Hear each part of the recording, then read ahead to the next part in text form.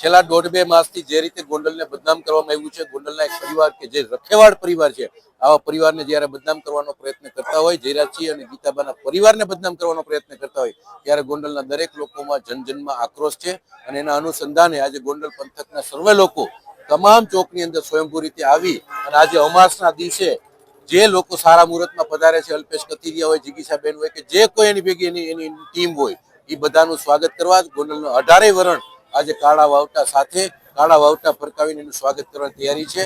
અને આ બધા જ લોકો જે અલ્પેશભાઈ હોય કે જે એમની ટીમ હોય કે તમામ અલ્પેશભાઈ કથિરિયા અને એની સમગ્ર ટીમનું કહું છું કે આ લોકો પોતાના વિસ્તારના ખેતર ખેડી નથી શક્યા, ત્યાં હાયલા નથી, ત્યાં કઈ ચૂંટણીઓ જીતા નથી અને ત્યાં 200-500 કિલોમીટર દૂર બેસી અને ગોંડલને જે રીતે બદનામ કરવાનો પ્રયત્ન કરે છે, જે રીતે અહીંયા ખોટી નેતાગીરી ઊભી કરવાનો પ્રયત્ન કરે છે અને શાંતિને ડહોળવાનો પ્રયત્ન કરે છે, એને ગોંડલની જનતા જવાબ આપશે.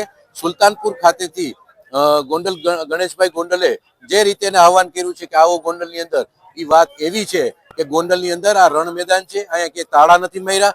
જ્યાં તમારે ચૂંટણી લડવા અમારી સામે આવવું હોય ત્યાં અમારી સંપૂર્ણપણે તૈયારી છે અને ગોંડલની જનતા એને જવાબ આપવા માટે તૈયાર છે.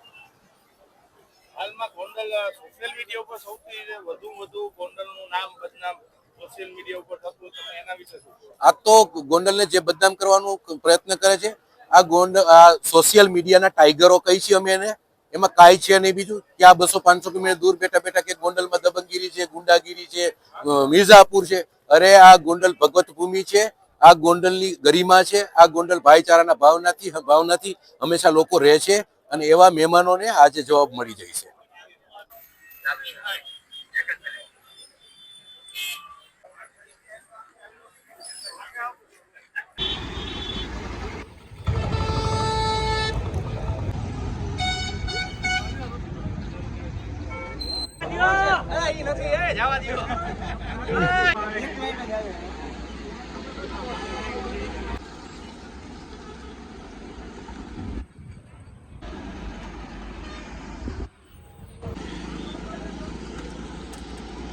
વગર ચૂંટણીએ માહોલને લઈને સમગ્ર રાજ્યના રાજકીય